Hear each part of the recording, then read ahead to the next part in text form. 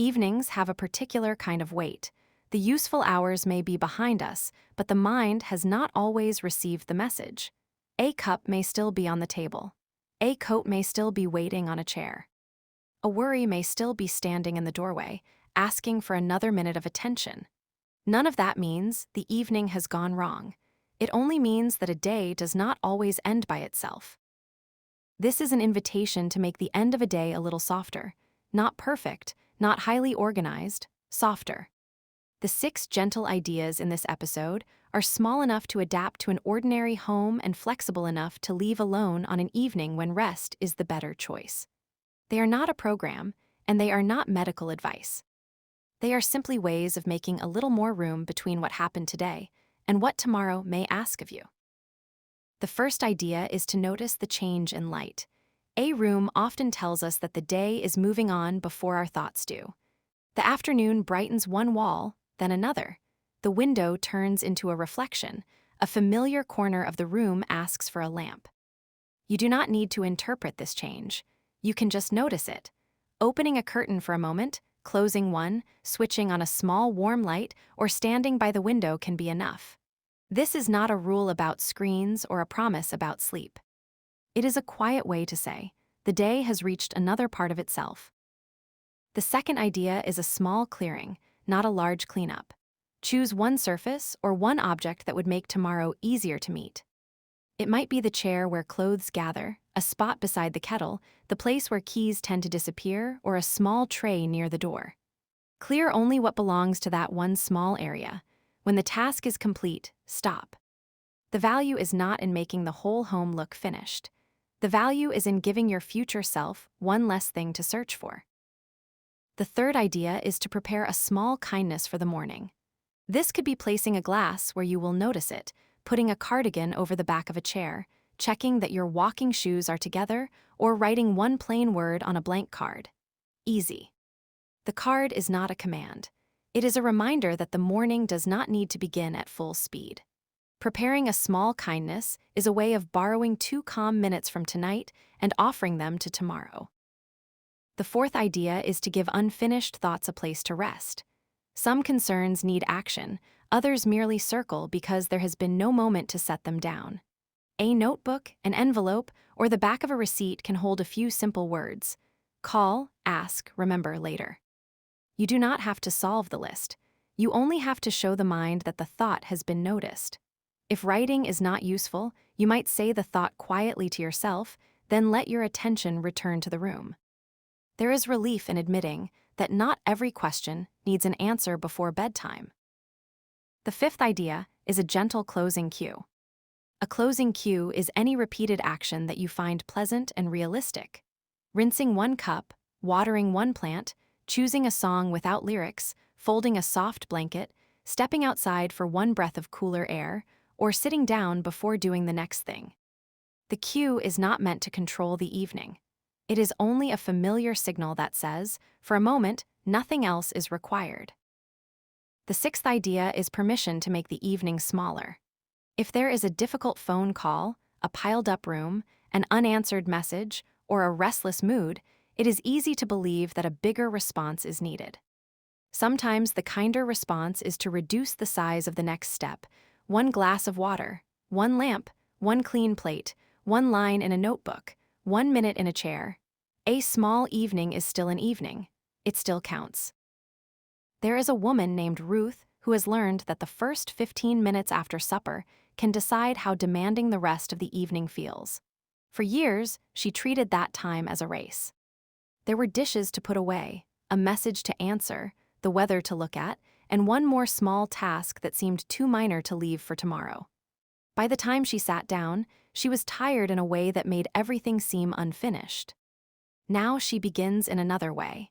She lets the water run over one cup. She opens the window for a moment if the weather is kind. She puts the mail in one place instead of carrying it from room to room. Then she chooses whether anything more is truly needed. Some evenings she does another task. Some evenings she does not. The difference is not discipline. The difference is that she has stopped asking an ordinary evening to carry the whole day. You might recognize a version of that feeling. It can appear even in a quiet home. The body is in a chair, but the attention is still in the grocery aisle, the doctor's waiting room, the conversation that did not go as planned, or the laundry that is not yet folded. We do not need to criticize that attention. A busy day leaves traces, but we can give it an easier place to land. This is why a brief moment at a window can be more useful than it looks. The sky does not ask you to solve anything. It simply shows that the day is changing. The glass becomes darker. A neighbor's light comes on. A bird crosses the roofline and disappears. You may notice these things for 10 seconds and then return to your life. 10 seconds is still a real pause. Consider the light in your own home. Perhaps there is a lamp that makes one corner feel less sharp. Perhaps there is a curtain that you usually close only when it is fully dark. Perhaps you like the small ritual of turning off the overhead light and leaving one gentler lamp on. The best cue is not the one that looks beautiful in a magazine. It is the one you can actually do on a Tuesday when nothing special has happened. If the light in your home changes unevenly, that is fine. You might simply stand where the room is most comfortable. The goal is not atmosphere as a performance. It is a small recognition. This part of the day is different from the last part. One small clear surface can carry the same message. There is a temptation to look at a crowded room and see only the whole room. The mind says, if I begin, I should finish. That thought can make beginning impossible. Try choosing an area no larger than a placemat. It might be the small tray near the entrance, the corner of a bedside table, or the place on a counter where you set a mug. Remove only what does not belong there. Put the keys together. Fold one receipt. Rinse one spoon. If there are 10 more things waiting, let them wait. You have not failed to clean. You have made one little landing place for the next morning. There is a practical reason this can feel good, but it does not need to become a productivity project. A clear place gives the eyes somewhere calm to rest. It may also give you something easier to do when the larger questions of the day are too large. If a person is tired, grieving, worried, or simply worn out, a tiny action can be more respectful than a list. A home does not have to be completely organized to support you. A single useful corner can be enough. Imagine an older man coming in after a long appointment. He does not have the energy to sort all of the papers in his bag. He does not need to. He puts the bag on a chair, takes out the one paper he will need tomorrow, and places it by the telephone. The rest can remain in the bag. This is preparation without pressure. It acknowledges the future without allowing the future to take over the evening. Tomorrow's self will be grateful to find the paper, but tonight's self is also allowed to rest. The same idea can work with clothing, food, or the simple shape of a morning. You might put a cardigan where you can reach it. You might set an empty glass near the kettle. You might make sure your slippers are together. You might leave a note that says only the name of the one thing that matters tomorrow. These are not rules to collect. Choose one that fits your life or choose none. A gentle routine should feel like a handrail, not a test. Sometimes the evening becomes restless not because there is too much to do, but because there is too much to remember. A name, a date, a question to ask, a concern that has no answer yet. The mind brings it back because it is trying to be helpful. Giving the thought a place on paper is a way of saying, I heard you. The paper does not fix the concern. It does not have to. It lets the concern become one small object outside your head. Keep the writing plain. You do not need a journal entry or a plan. You might write, call Sam, ask at the pharmacy, look at Tuesday, or not tonight. If the words are messy, that is fine. If you do not want to write, say the thought out loud in a quiet voice. Some people prefer to place an item on a tray as a reminder, a letter, a pair of glasses, a library book. The method is less important than the message. There will be another opportunity to decide what happens next. There is also a place for a small closing cue. A cue is different from a rule. A rule says that something must happen at a certain time, in a certain order, or the evening has not been done properly. A cue is lighter. It can be the sound of the kettle beginning to warm, the feeling of a blanket over the knees, a favorite radio program, or the habit of checking that the front door is locked before you sit down. The cue may change with the season. It may disappear for a week. It can return whenever it is useful. Think of a man named Daniel who waters one plant after dinner. He does not do it because the plant needs attention every night. Some nights it does not. He does it because the small act helps him move from the faster part of the day to a quieter one. He checks the soil with one finger, gives the plant a little water if it needs it, and looks at the new leaf near the stem. The action is brief, but it asks nothing of him beyond being there. On nights when he does not water the plant, he may stand beside it for a moment anyway. AQ does not have to accomplish a task in order to be valuable. Your closing cue might be more ordinary. It could be choosing the mug you will use in the morning. It could be putting the television remote in its usual place. It could be taking a slow look around the room before leaving it. You might wash your face, change into comfortable clothes, or sit in a favorite chair before doing anything else. There is no correct cue. The important question is not, what do people with excellent evenings do? It is, what small action helps this particular evening feel less abrupt? For some people, quiet arrives easily. For others, quiet can feel too empty. If silence makes the mind grow louder, a gentle sound may be more comforting.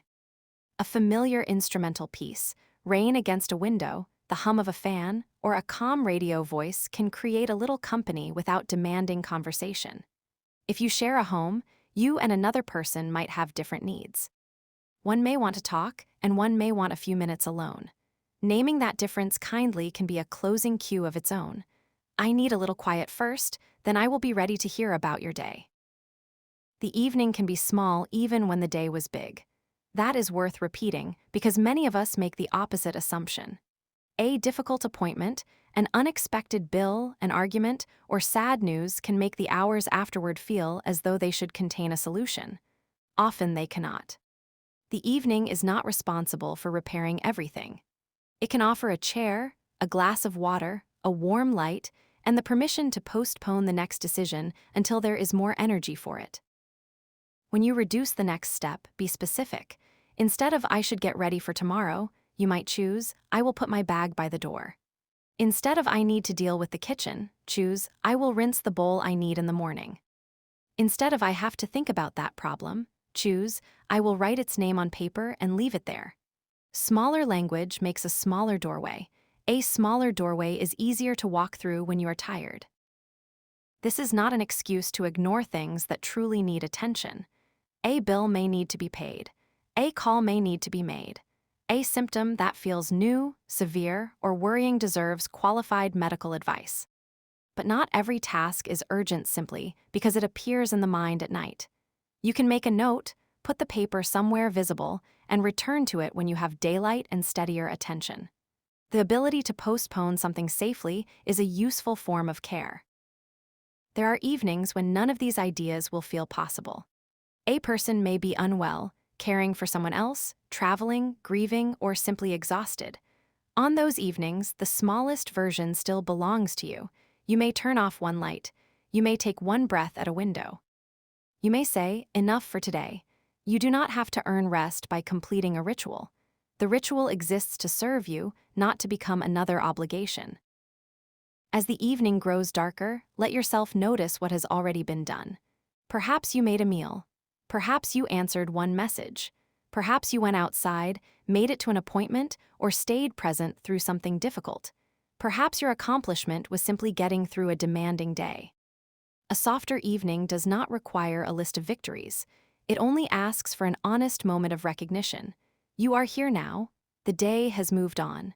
Tomorrow is not yet asking for everything. Some households have familiar endings. A dish towel hung to dry, a pet settling into its bed, a last look at the garden, a book closed with a finger holding the page. These ordinary objects can become companions in the transition. They do not need to be beautiful or planned. They become meaningful because they return.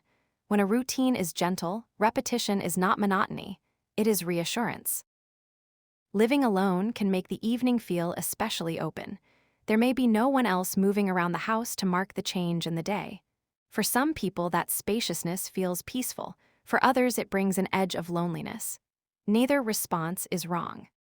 If you live alone, a small connection can be part of the evening without making it complicated.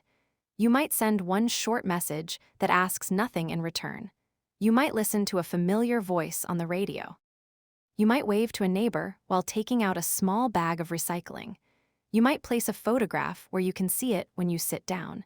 Connection does not always have to be a long conversation. Sometimes it is simply a reminder that you belong to a world beyond the room.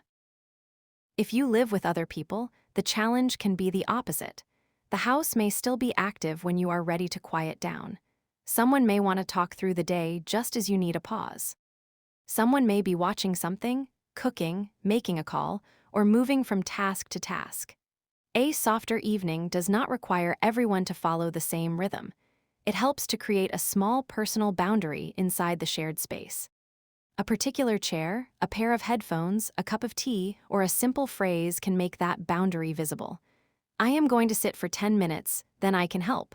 I need some quiet before we talk. I will join you after I put this one thing away. These are not harsh statements. They are ways of keeping the evening from becoming a series of accidental demands. There is room in this approach for humor too.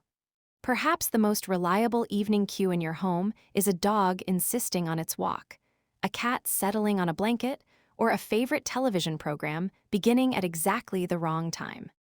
Perhaps you always misplace your reading glasses before you sit down. A gentle routine does not need to be solemn. You can smile at the small things that repeat. The point is not to create a perfect atmosphere. The point is to recognize the familiar moments that say, "We are getting closer to rest." Let us return to the idea of making the evening smaller. This idea is helpful when a day has been disappointing. Perhaps you intended to make a phone call and did not. Perhaps you planned to cook and chose something simpler. Perhaps you meant to go out but stayed home. It is easy to carry the unfinished plan into the evening as proof that something is wrong with you. Try a different sentence. Today went the way it went. What would be the kindest next thing? The answer may be as small as plugging in a phone-putting medication where you will remember it, or choosing a comfortable shirt for the morning.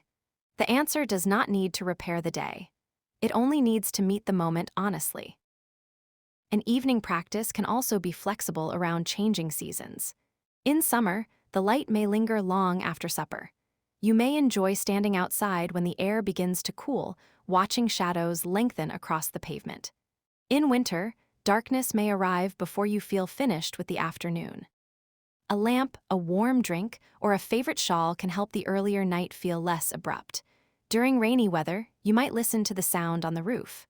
On a clear evening, you might look for the first star. Nature does not insist that every day ends at the same pace. You do not have to insist on it either. There may be a person in your life who is used to doing everything at night, answering emails, fixing small things, cleaning, planning, catching up. If that person is you, it can feel strange to leave a task unfinished. Begin with a compromise. Choose a clear stopping point rather than trying to stop all activity. You might decide to answer one message, not every message. You might wash the dishes needed for tomorrow, not every dish in the house. You might look at a calendar for 5 minutes, not begin reorganizing the entire week. A stopping point gives effort a shape. It says that being responsible and being rested do not have to be enemies. There is no prize for doing the evening exactly right. A routine that helps one person may feel unnatural to another. Some people like a little order before bed. Others find that folding laundry at night makes them feel more awake. Some people love a notebook. Others prefer not to see another list. Trust your own response. If a practice makes your shoulders tighten, it may not be the right practice for this season. If a practice feels gentle enough to repeat, it may be worth keeping. The final few minutes before you settle down can be very simple. Look at the room you are leaving for the night. Is there one thing you would like to place where it belongs? Is there one thing you want to leave ready?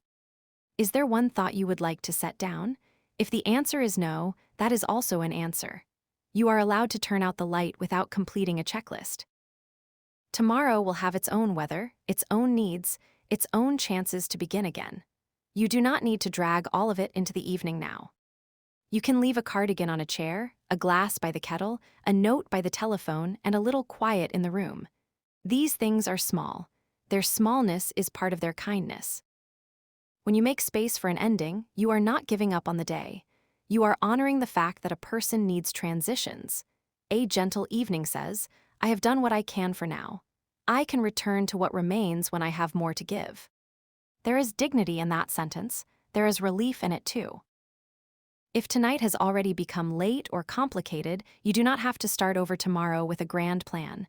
Begin where you are, notice the light, clear one small place, prepare one kind thing, give one thought a place to rest, choose one closing cue.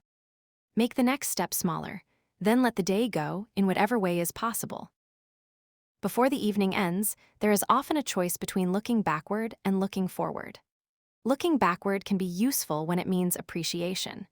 You may remember a conversation that made you laugh, a moment outside, the taste of something good, or the relief of finishing an errand. Looking forward can be useful when it means gentle preparation. You may put the umbrella near the door if rain is expected, choose the book you want to continue, or set out what you will need for an appointment. Neither direction needs to take over. A calmer ending moves lightly between them. One moment to acknowledge the day, one small thing to make tomorrow easier, and then a return to the present room. Imagine a small table near a window. On it are a lamp, a pair of glasses, and a folded piece of paper. Nothing about this table is remarkable, but it can become an evening station. The lamp says the light has changed. The glasses suggest a few minutes with a book or a familiar photograph. The paper holds one reminder. If the table becomes cluttered, you do not need to throw everything away or organize it perfectly. You can simply make enough room for the things that help you now. A useful space does not have to be a beautiful space. It only has to make the next moment easier. There is tenderness in choosing objects on purpose. A mug with a comfortable handle. A blanket that has been washed so often it feels like an old friend. A chair positioned where you can see the garden, the street, or the changing sky. These are not luxuries reserved for special days. They are ordinary ways of making a home supportive. If you cannot change much about the room, change one small relationship with it.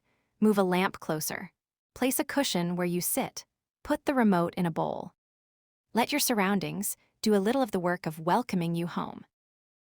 For a person who cares for someone else, evenings may not be quiet at all. There may be medicine to organize, meals to prepare, questions to answer, or a loved one who is uncomfortable.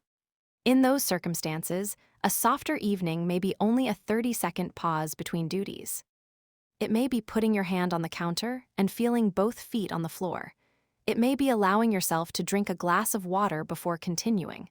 It may be saying, "This is hard, and I am doing the next kind thing I can." Caregiving asks a great deal. A gentle cue does not remove that demand, but it can offer a small place for the caregiver to exist inside the care. If you are the person receiving help, you may also have an evening cue that restores a little ownership. You might choose the lamp, select the music, decide where a blanket goes, or ask for a cup of tea made the way you like it. Small choices matter because they remind us that support and independence can exist together. A calmer evening is not about doing every task alone. It is about finding one choice that still feels like yours. The phrase, "let the day go," can sound bigger than it needs to be. It does not mean denying what happened. It does not mean pretending a worry is gone. It means allowing the worry to stop working overtime for one part of the night. You can say, "I will come back to that tomorrow," even if you are not fully sure how. You can place the worry beside a practical next step. You can let the unanswered part remain unanswered until morning. This is not avoidance when it is chosen with care. It is pacing. Pacing is especially useful when the mind starts creating a chain of tasks. One thought leads to another. The appointment means a call, the call means a question, the question means a search, the search means a bill, the bill means a worry about next month. In a few minutes, the evening has become a maze. When you notice this happening, return to one sensory fact. Feel the chair beneath you. Notice the sound in the room. Look at the color of the wall in lamplight. Touch the edge of your sleeve. Sensory facts do not solve the chain, but they interrupt its speed. They remind you that the body is here, in this room, at this hour. A person might also use a gentle question, What is already enough? Perhaps the dishwasher has been started. Perhaps the door is locked. Perhaps a note has been written. Perhaps you have eaten, rested, or spoken to someone you care about. The answer may be very small, but small answers are allowed. Asking what is enough is different from asking what remains. Both questions have their place, but the first one makes room for satisfaction. As you approach bedtime, the goal is not to force yourself into sleep or to produce a certain emotion. Sleep does not always arrive on command, and feelings do not always settle because we ask them to. Instead, create conditions that are a little kinder. Less searching, less rushing, one clear place for tomorrow's first item, and one cue that tells the body the day is changing. If you wake later or the night is unsettled, the evening was not a failure. You still offered yourself a softer beginning to rest. Let this be a flexible invitation. Try one idea for a few nights, keep it if it feels useful, change it if it becomes a burden, skip it when life is full, return to it when you want. A good routine is not fragile. It does not break when you miss a day. It waits without judgment. Tonight, you might begin with the window. Look out or look at your reflection in the glass. Notice that the light has changed. Clear a space no bigger than your hand. Put one useful thing where tomorrow can find it. Write one unfinished thought on paper or say it out loud and let it rest. Choose one small cue, a lamp, a cup, a plant, a blanket, a song, a chair. Then ask the next step to be smaller than you first imagined. The day does not need to end with a conclusion. It can end with a gentler room, a gentler task, and a gentler expectation of yourself. You have permission to leave something for tomorrow. You have permission to stop when a small thing is complete. You have permission to make the evening quieter without making it perfect. And when tomorrow begins, it will not be a test of whether you used this evening well. It will simply be another day. The cardigan may be waiting. The glass may be where you left it. The note may remind you of one thing. These small preparations can meet you without demanding anything. They can say, quietly, that you cared for your future self before you needed to be hurried. For now, let the room soften. Let the day be finished enough. Let yourself be where you are. If you want, take one more slow look around before you rise. Notice the lamp, the chair, the window, the small place you cleared, and the one thing that is ready for tomorrow. They are not evidence that you did everything. They are evidence that you did one caring thing. That can be a quiet way to end. Before you leave this moment, perhaps notice the smallest kind of readiness around you. It may be a glass filled for the morning, a sweater placed over the chair, a light turned low, or a sentence resting on a page. None of these asks you to solve tomorrow. They only make the next meeting with yourself a little kinder. And if nothing is ready, that is all right too. Your body can be the place of readiness. Your feet on the floor, your breath moving gently, your permission to begin again when morning comes.